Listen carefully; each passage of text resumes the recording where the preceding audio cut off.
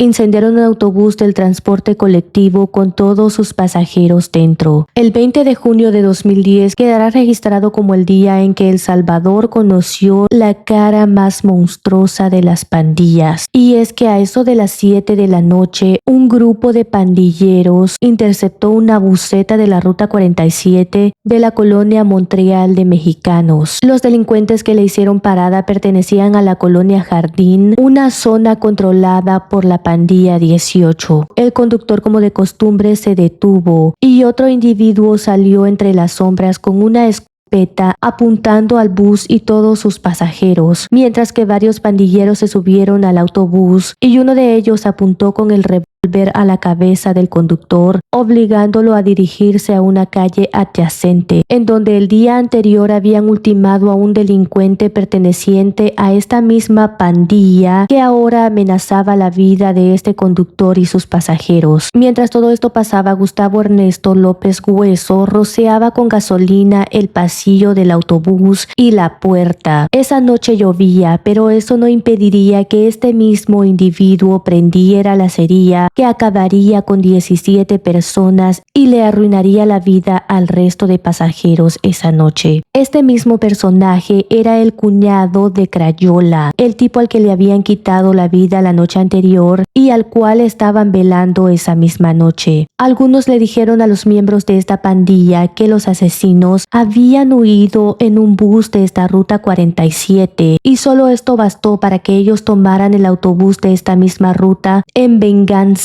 por lo que le habían hecho a Crayola, sin tener en cuenta que todas las personas que se encontraban en este autobús eran totalmente ajenas a este grupo delincuencial. Su único pecado era haber abordado esta buseta. Las personas se agolpaban en la parte trasera de este autobús, pues el fuego comenzó desde la entrada en la única salida con la que contaba este transporte colectivo. Y cuando ya no pudieron más, las personas quisieron salir desesperadamente por las ventanas, pero los individuos que estaban afuera, estos delincuentes con armas, les apuntaban amenazando con matarlos si se salían de ahí. Sin embargo, muchos lo intentaron, encontrando así su muerte. Finalmente estos tipos se fueron y las personas comenzaron a salir como podían, pues ya todo estaba en llamas. Una de las supervivientes es una niña de 11 años que dice que corrió con todas sus fuerzas atravesando la puerta en llamas, recibiendo múltiples quemaduras por todo su cuerpo. Varias historias destacaron entre las noticias y una de ellas era la de una pareja que, aunque era domingo, venían de sus trabajos de lugares distintos y se reunirían en un parque para tomar esta Ruta 47. El esposo llegó primero y estuvo esperándola, pero cuando vio que no llegaba, tomó el bus porque necesitaba llegar a su casa, pues sus hijos los estaban esperando. Sin embargo, se comunicó con ella y ella le dijo que venía en el microbús de detrás de él. Esto hizo que él se quedara más aliviado. Sin embargo, cuando el bus de él se encontró con estos delincuentes y le hicieron parada, no cabía ni un alma más, por lo que el bus no paró y se fue de largo. Pero el autobús de ella, el que venía detrás, sí tenía espacio, por lo que cuando él vio que ella no venía, comenzó a marcarle como loco, pero ella jamás contestó.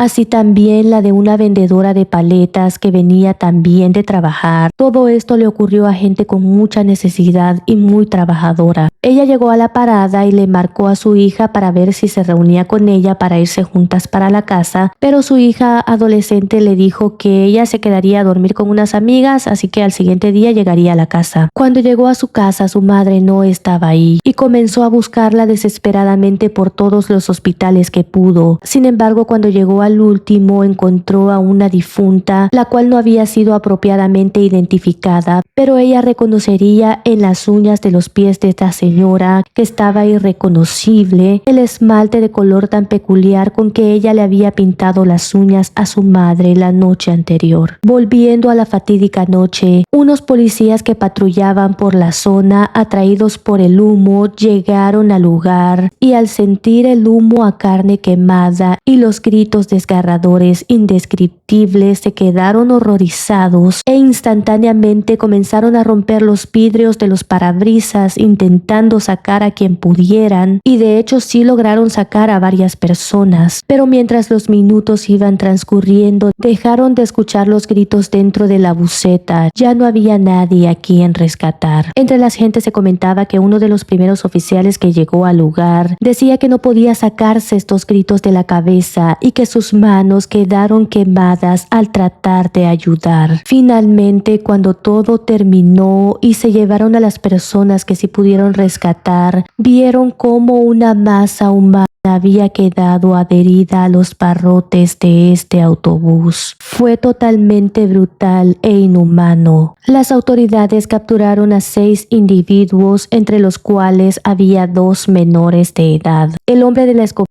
se entregó a las autoridades como testigo protegido, que no es otra cosa que un criminal que delata a sus compañeros de fechorías a cambio de su libertad. En El Salvador se rumoreaba que a estos testigos protegidos, cuando ya habían entregado toda la información que las autoridades necesitaban, los policías los agarraban y, dependiendo de su delito, los llevaban a territorio de pandillas contrarias, dejando que éstas se encargaran de ellos. Pero estos solo son rumores. Aunque esto bien pudo haberle pasado a este malviviente, no lo sabemos. Y en agosto de 2013 las autoridades capturaron a Gustavo Ernesto López Hueso, el autor material de este crimen, y lo sentenciaron a 66 años en la cárcel, lo cual es una de las máximas condenas en el país. Sin embargo, a mí me parece demasiado poco. Y los demás criminales recibieron sentencias similares a esta, a excepción del autor intelectual Carlos Oswaldo Alvarado, quien fue sentenciado a 410 años en la cárcel. Se dice que al resto de pandilleros que estuvieron involucrados en este hecho y que no recibieron justicia por parte de las autoridades, esta estructura criminal a nivel nacional se encargó de aplicarles un castigo, incluyendo incluso la muerte, porque no vieron con buenos ojos lo que ellos habían hecho, pues habían obrado por su cuenta y llamaron la atención a nivel nacional e internacional.